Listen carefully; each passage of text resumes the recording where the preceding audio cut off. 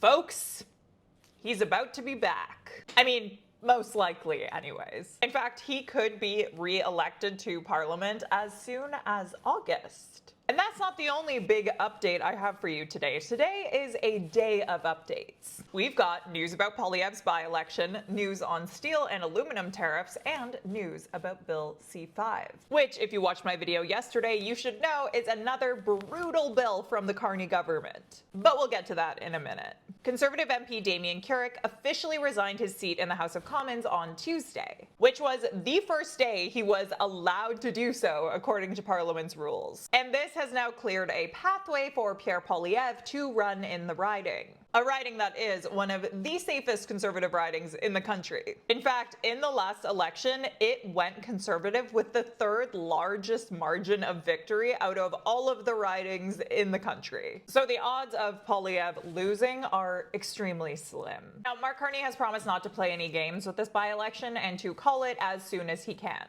which means that the earliest the residents of the riding, which is Battle River Crowfoot, could vote would be early August. That means that if Poilievre wins, then he will be sitting as an MP after being sworn in, obviously, when the House returns from its summer recess. And while it's unlikely that he'll lose, it's not like he's set to be the only one running. The riding is actually being targeted by those longest ballot people again. You know, the ones who ran a ton of candidates in Pierre Poilievre's Carleton riding, which meant that we got to see CBC Power and Politics host David Cochrane say the word girth on live television.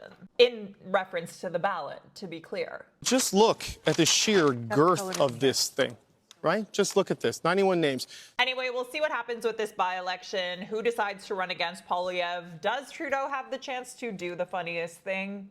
Absolutely. But realistically, the most likely outcome here is Poilievre runs, he wins, he's back in Parliament come the fall. But still, it's going to be fun to watch. In other news, Prime Minister Mark Carney announced counter-tariffs today after the U.S. upped the tariffs on Canadian steel and aluminum from 25% to 50% earlier this month, despite the fact that Carney gave him the absolute gift that was Bill C-2 just the day before. Because the bill seems to have a lot of stuff the Trump administration wants and a lot of stuff that no Canadians asked for. If you want more info on that, just look for my recent video breaking it down. Apparently that gift of a bill wasn't enough though, because the next day, Trump confirmed that he was moving ahead with that doubling of steel and aluminum tariffs. And now, 2 weeks later, our government has finally announced its planned retaliation, which is that Canada will hike tariffs on American steel and aluminum if we don't reach a trade deal with the country in the next 30 days. And Carney also announced today that Canada is introducing some new protectionist rules at the end of the month that will limit federal procurement to using steel and aluminum from either Canada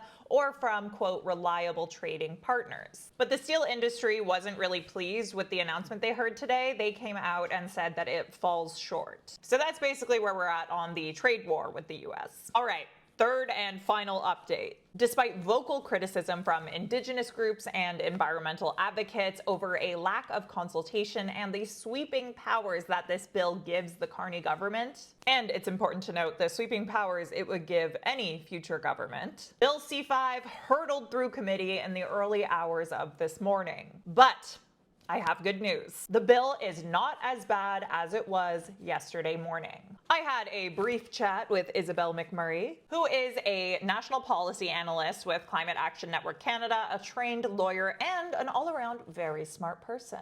And I asked her if these amendments assuage the concerns that have been raised. She said they actually, quote, go a long way to doing that. They actually increase public transparency and parliamentary oversight into cabinet decision-making. So that's good. But Isabelle said that there are still concerns, like when it comes to Section 21 and 22 of the bill, which potentially still allow the bypassing of environmental protections, or with respect to the meaningfulness of consultation with Indigenous folks if the government has already determined that a project is going ahead. And that, Isabelle told me, is a mechanical problem with the design of the legislation itself. Basically, if Bill C-5 passes and becomes law in this new amended form, it's better than it was as tabled, which means it's like OG form before it was amended.